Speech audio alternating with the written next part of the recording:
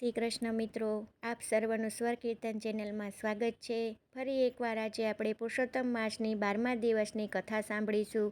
આજની કથા છે ગૌ પૂજનનું ફળ. જો તમને આજની કથા સાંભળવી ગમે તો લાઈક કરજો, શેર કરજો અને ચેનલમાં નવા હોય તો સબસ્ક્રાઈબ કરવાનું ભૂલતા નહીં. તો ચાલો આપણે આજની કથા સાંભળીએ.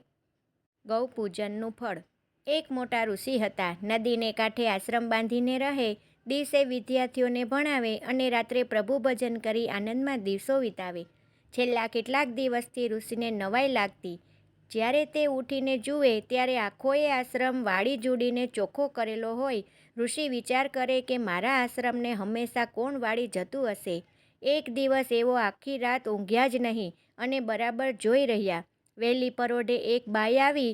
બાઈએ હાથમાં સાવરણું લઈને વાળવા માંડ્યું. આખો આશ્રમ વાળીને બાઈ ચાલવા લાગી. બાઈને જતી જોઈ ઋષિ બોલ્યા, બાઈ તું કોણ છે? ઊભી રહે. બાઈ ઊભી રહી એટલે ઋષિએ પૂછ્યું, બહેન તું કોણ છે? શા માટે વહેલી ઉઠીને મારો આશ્રમ સાફ કરી જાય છે? બાઈ હાથ જોડીને બોલી, મહારાજ હું એક રંગ ભીલડી છું. મારી પાસે ધન દોલત નથી એટલે હું પુણ્યદાન સી રીતે કરી શકું? પરભવનું ભાથું તો બાંધવું જ પડશે ને. ધન નથી એટલે બને તેટલી તનથી સેવા કરું છું. બીજું હું શું કરું? ઋષિને બાઈ ઉપર દયા આવી. તેમણે આ મુમુક્ષુ જીવને કહ્યું, બાઈ તારી નિસ્વાર્થ સેવાથી હું પ્રસન્ન થયો છું. તારે જે જોઈએ તે માગ. મહારાજ મારે બીજું કંઈ નથી જોઈતું. આ કાયાનું કલ્યાણ થાય એવો માર્ગ બતાવો. ઋષિએ કહ્યું, 4 દિવસ પછી અધિક માસ બેસે છે. તે વેળા તું કંઈક નહીં કરે તે 7 વાર ગાયની પ્રદક્ષિણા કરીશ તો તેથી પણ તારું કાયાનું કલ્યાણ થશે અને તને હંમેશા એક અશ્વમેઘ યજ્ઞનું પુણ્ય પ્રાપ્ત થશે. 4 દિવસ વીતી ગયા. પુરુષોત્તમ માસ શરૂ થયો. ભીલડીએ સવારે નાહી ધોઈ ગૌ માતાની પ્રદક્ષિણા કરવા માંડી. આમ આખોએ પુરુષોત્તમ માસ તેણે ગૌ માતાની ખરાબ ભાવથી સેવા કરી. પુરુષોત્તમ માસ પૂરો થયો.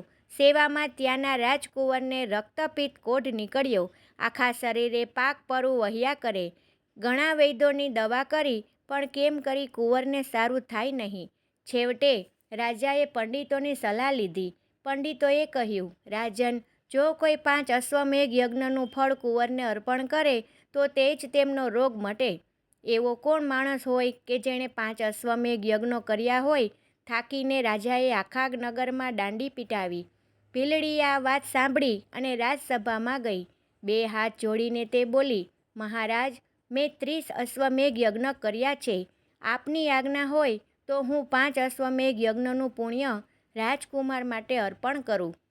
ભીલડીની વાત સાંભળી આખી સભા આશ્ચર્યમુક્ત થઈ ગઈ. કોઈ પંડિત ભીલડીની વાત ન માને છતાં રાજાએ રાજપુરોહિતને કહ્યું, બાઈની ઈચ્છા છે તો ભલે સંકલ્પ તો મુકાવો. રાજપુરોહિતે ભીલડી પાસે વિધિપૂર્વક સંકલ્પ મુકાવ્યો. ત્યાં તેઓ રાજકુમારના શરીરે ટાઢક વળી અને કોઢ અદૃશ્ય થઈ ગયા. પંડિતોએ ભીલડીને હાથ જોડીને પૂછ્યું, બહેન તે ક્યારે અશ્વમેઘ યજ્ઞો કર્યા હતા? ભીલડી બોલી, પુરુષોત્તમ માસમાં મેં એક દિવસ 7 વાર ગૌ માતાની પ્રદક્ષિણા કરી હતી. પુરુષોત્તમ માસમાં 7 વાર ગાયની પ્રદક્ષિણા કરવાથી અશ્વમેઘ યજ્ઞનું ફળ મળે છે. તે તમે નથી જાણતા. તમે તો પંડિતો છો. પંડિતોએ ભીલડીની વાત વિનયપૂર્વક સ્વીકારી. રાજકુંવરનું શરીર કંચનવર્ણું બની ગયું. ત્યારથી રાજાએ, રાણીએ, પંડિતોએ અને આખી રાજસભાએ હવેથી અધિક માસનું વ્રત કરવાનો સંકલ્પ કર્યો. જય પૂરણ પુરુષોત્તમ ભગવાન કી જય. 12મા દિવસની કથાનો 12મો અધ્યાય. મેઘાવતીનો નવો જન્મ. નારાયણ બોલ્યા, હે નારદ, મહાદેવજી અંતર ધ્યાન થયા પછી મેઘાવતી કરુણ રુદન કરવા લાગી. નિઃશ્વાસા નાખીને સતત રડવાથી તેનું શરીર નખાઈ ગયું અને તે થોડા સમયમાં મૃત્યુ પામી. તે વેળા ત્યાં યજ્ઞસેન નામનો રાજા હતો. તેણે યજ્ઞ કર્યો. યજ્ઞમાંથી એક સુંદર કન્યા પ્રગટ થઈ. આ કન્યા એ જ દ્રુપદ પુત્રી દ્રૌપદી. કન્યા યોગ્ય વયની થયા. દ્રુપદ રાજાએ સ્વયંવર રચ્યો. આ સ્વયંવરમાં અર્જુને મત્સ્ય વેદ કરી આ કન્યાને પ્રાપ્ત કરી. પરંતુ દેવયોગે માતા કુંતાના શબ્દોનું પાલન કરવા માટે તેણે 5 પાંડવોની પત્ની થવું પડ્યું. આ દ્રૌપદી એ મેઘાવતીનો જ અવતાર હતી. તે પછી પાંડવો ઝૂકટું રમ્યા અને કૌરવોના છળ કપટથી હારી ગયા. રાજપાટ ગયું. પોતાની પ્રિય પત્ની દ્રૌપદીને પણ જુગારમાં હારી ગયા. દ્રૌપદી રજસ્વલા હોવા છતાં દુશાસન તેને કૌરવોની સભામાં ખેંચી લાવ્યો. તે વેળા દ્રૌપદીએ રડતા રડતા શ્રી કૃષ્ણને પ્રાર્થના કરી કે હે કૃષ્ણ, મારી લાજ તમારે હાથે છે. ભગવાન ભક્તને આધીન હોય છે.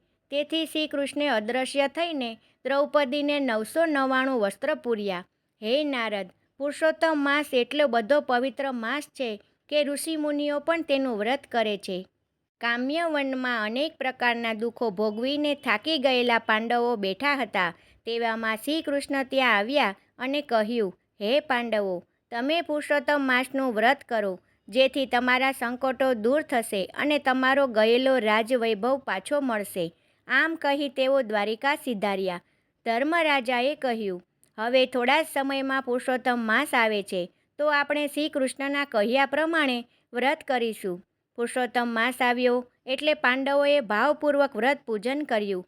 આ વ્રતના પ્રભાવે 14 વર્ષ પૂરા થયા. તેમણે ગયેલું રાજ્ય પાછું મળ્યું અને તેઓ હસ્તિનાપુરની ગાદીએ બેઠા. શ્રી કૃષ્ણ કનૈયા લાલ કી જય. દ્વારિકાધીશ કી જય.